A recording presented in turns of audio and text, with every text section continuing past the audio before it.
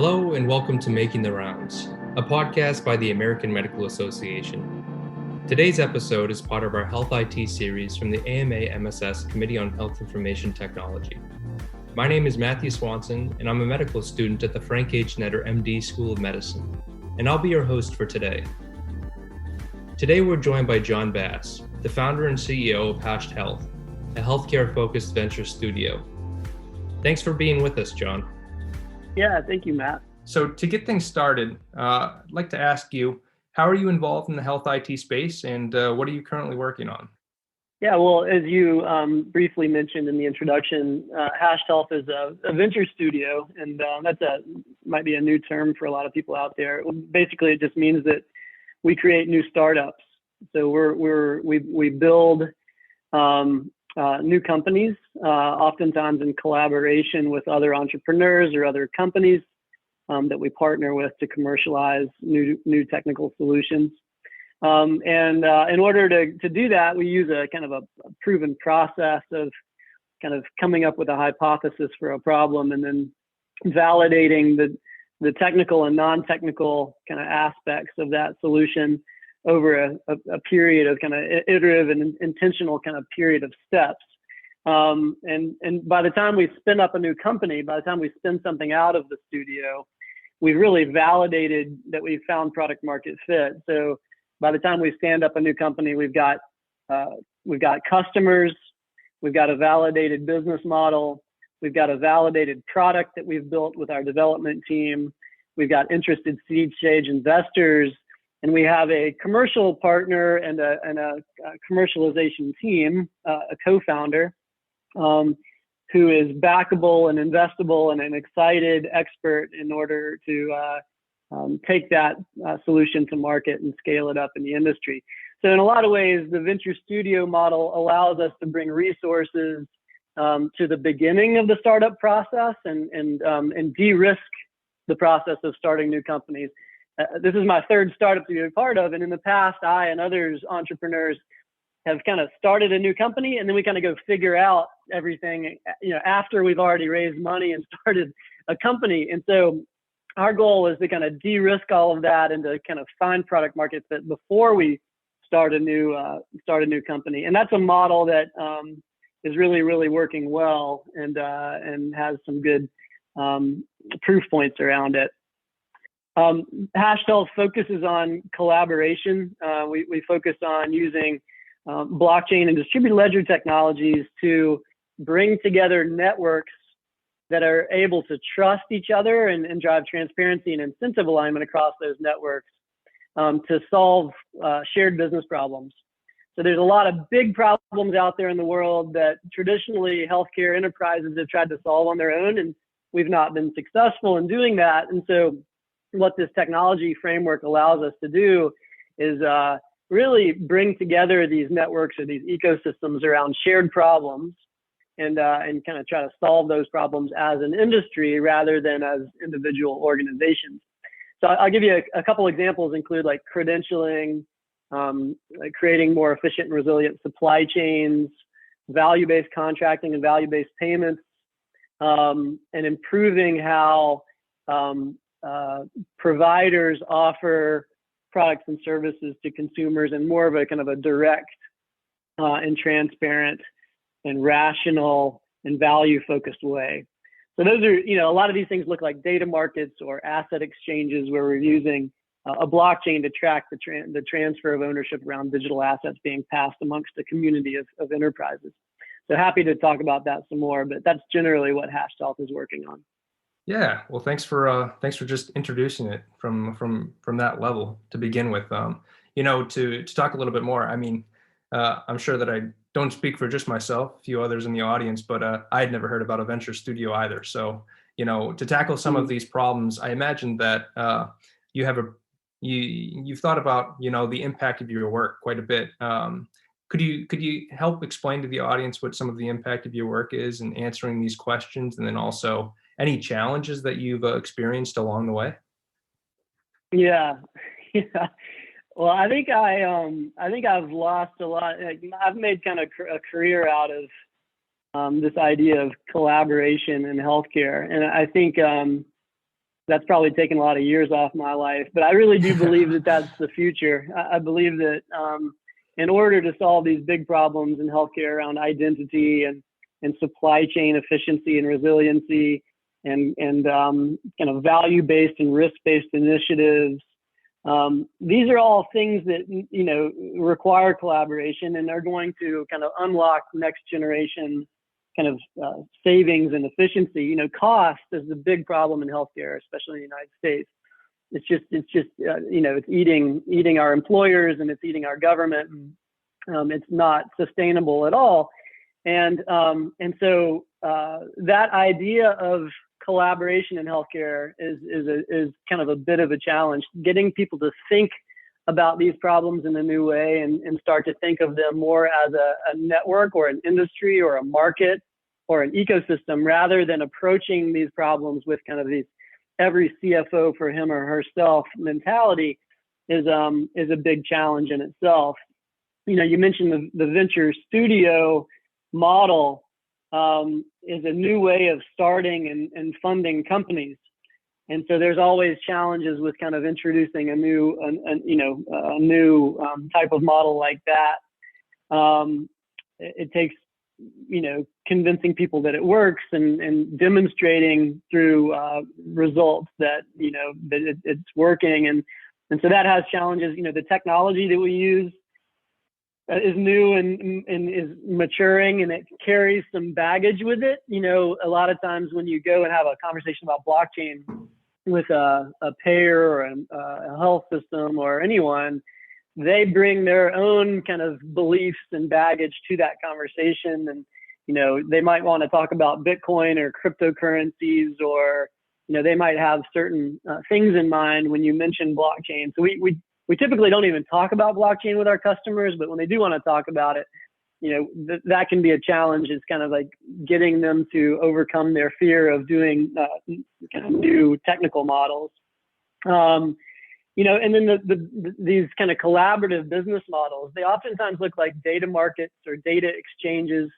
And sometimes, you know, the introduction of a new and innovative business model itself is a challenge.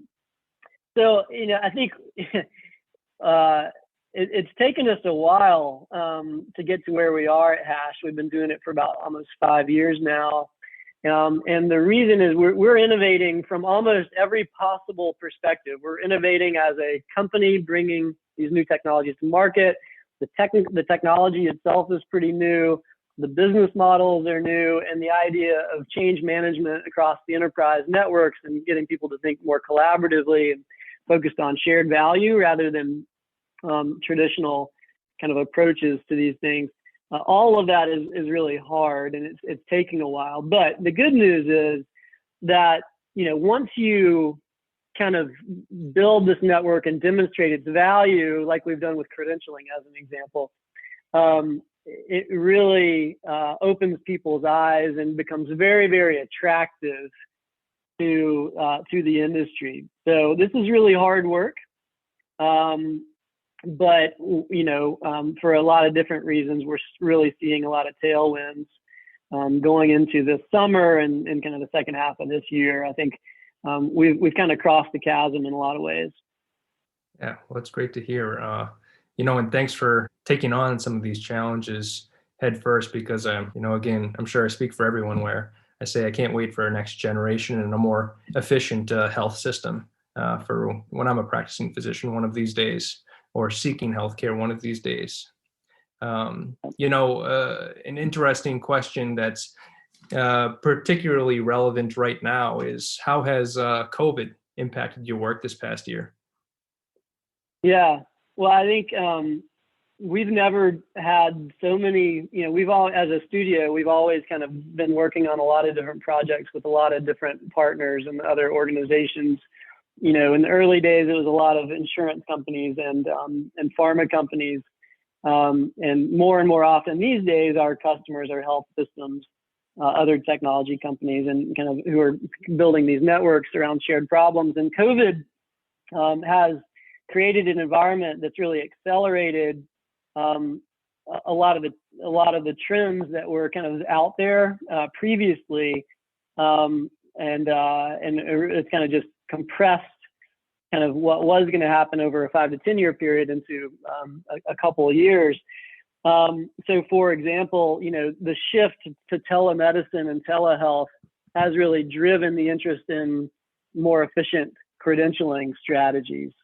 And what the blockchain technology and the distributed ledger technologies we use to solve that problem enable you to do is trust the data from another organization. And so there's people out there who are curating these primary source verified credentialing artifacts around physicians, and it takes 4 to 6 months to do that. And and meanwhile, physicians are kind of very, very frustrated. They're not able to treat patients or be paid to treat patients, and it's a ridiculous manual, repetitive process that every organization does on top of every other organization. Everyone's duplicating everyone else's work.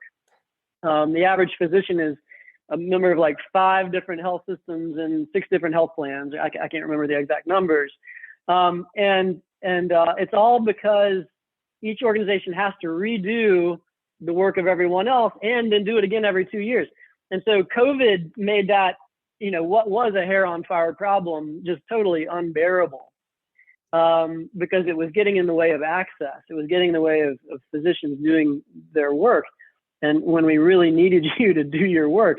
And so that's an example of, that was a problem before COVID.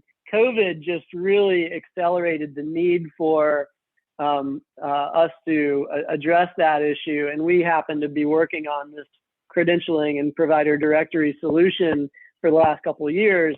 And it really just allowed us to move a lot faster. COVID's also highlighted supply chain efficiency and resiliency. That's not new either, but no one's wanted to invest in supply chain over the last 25 years, really. And it's taken the crisis to really say, oh, wow, it's really important that we have efficient, resilient supply chains that can make sure that we get the right product to the right people at the right time. And so that's another area where our technology, supply chains are a team sport. Credentialing is a team sport. The data is coming from a variety of sources, and it needs to be, you need to incentivize the collection of that information and the sharing of that information. So these types of data exchanges that we create around credentialing and supply chain data, et cetera, really bring a new and innovative business model the world's never seen before to that problem, and that's very refreshing, and that's been accelerated by COVID. And the last one, I'll mention is kind of this idea of value-based care, and also kind of creating more transparency around pricing and the provision of services. These are things that are also clearly being accelerated by COVID. People are starting to rethink how we develop buy side and sell side networks. This idea of kind of creating virtual high performance networks is a really big deal right now. This ability to integrate clinical data and real world data into the way we pay for cell therapies and gene therapies and other types of value-based solutions that don't sit well on top of the traditional payments infrastructure that just focus on claims and transactions. All of these things are really being accelerated by COVID, and these are the kind of ideal use cases for blockchain technology, which basically creates a shared source of truth for multiple parties to kind of depend on, and then you can write software on top of that to solve some really interesting problems. So everything we do is focused on networks and markets and these types of shared sources of truth and solving shared problems. And so all of that is all of the problems and challenges with COVID have really increased our appetite to create new infrastructure that truly solves and gets at the heart of some of those problems. Yeah. So to go off of this, the speed that COVID demanded in innovation in the healthcare space, I could I can only imagine what it's going to look like in 10 to 15 years when I'm a physician and a lot of the members of our audience are a physician. What do you project healthcare delivery and what the health system is going to look like then, or what problems we're going to be tackling then? Well, I think you'll, a lot of these concepts are still pretty new, but I think, what I see is that what I believe in is that, the job that you do, the important job that physicians do, I think will have to become and will become a lot a lot less administratively burdensome for you, the practitioners. And so that comes to, your medical identity credentialing, how you exchange your medical professional identity with the providers and the payers that that are your partners in kind of delivering care. I think we have the opportunity now to clean a lot of that up. So that idea of kind of creating self-sovereign identity, kind of new identity solutions for physicians to control your identity and share your identity as you move through your professional career. Is any physician hates the way that works right now, and that's one area where I see us having an opportunity to really improve your life in the next 10 years. The way you get paid, I think, is going to change, and we're seeing it. Maybe not in every specialty, but in a lot of specialties, especially where you talk about kind of value-based or risk-based payments, where your ability to get paid you're going to be held accountable to the outcomes that you produce with your care team, and your care team will extend kind of across an episode of care, as an example. So I think the way you get paid is probably going to change in a lot of cases. The way you create networks, I think, is going to evolve a lot over the next 10 years or so. The way information is shared across networks, these things like community information exchanges, where you're bringing together, instead of a kind of a health information exchange, it's more a community information exchange that includes social determinants and other data blended with the clinical data that you need to treat a patient. I think we're waking up to the fact that health data is more than just kind of what's in the EMR. It's a lot about what's out there in the world, and incorporating that and enabling you to understand all of that as you treat patients, I think, is going to be more and more important. One other thing I'll mention is that because we are in the Hashed Health is in the blockchain space, a lot of people assume that we are a crypto company because there's so much interest in crypto in the world. It'll be interesting in the next 10 years whether to see if crypto and cryptocurrencies kind of become a part of the healthcare world. Right now, we don't talk at all about crypto. We use the technology to trade other types of assets, like credentialing assets or other things, but we're not forcing crypto on the healthcare environment. I think over time, crypto could become more institutionalized, and we're already seeing a world where like 10% of the U.S. public interacts with cryptocurrencies in some fashion, even whether they know it or not. And we're seeing enterprises start to hold crypto on their balance sheets. So it could be over the next 10 years that cryptocurrencies and digital currencies become more of a thing. The interesting thing about that is it allows us to move money programmatically. And so that's an exciting concept, because all of a sudden you can, and we're starting to do this with some of our solutions now, which is you program how money moves between counterparties. So healthcare right now is largely kind of addicted to rebates and chargebacks and retrospective reconciliations. We're kind of like have these really poorly designed incentivization structures in how we pay for products and services these days, especially in value-based initiatives, and bringing all that into real time where you can programmatically move value between organizations or incentivize patient behavior, I think is going to be a real trend over the next 10 years. New ways to incentivize and use behavioral economics to help patients become more accountable for their care, I think is going to be something that we just do all the time in 10 years. And hopefully we can do that without creating kind of a Black Mirror type thing where everyone's walking around with a social score over their head. So there's some ethics that we need to pay attention to when you talk about kind of outcomes data and real world data collection and integrating that into payments. And we got to make sure that's fair and equitable. But I think it's something that we're going to have to figure out. But healthcare in 10 years is likely to have a crypto element, even though it doesn't today. So that's another kind of forecast that I see kind of coming eventually. So those are a few thoughts. Yeah. Well, thank you for your insight in that. It just sounds pretty exciting, and I'm sure I speak for anyone again when I say I can't wait. John, what we like to do at this point is we like to ask if you have any kind of forums where people can connect with you and follow your work. Well, I mean, certainly our website, hashedhealth.com, talks a lot about what we're doing. I'm on LinkedIn and Twitter as well. I've written a book on blockchain and healthcare, although that book was written a few years back. In the blockchain space, that's like 15 years ago now. It's moving so fast, everything's maturing so quickly. But we do a lot of blogs, and we do a lot of writing, and we do a lot of speaking at conferences.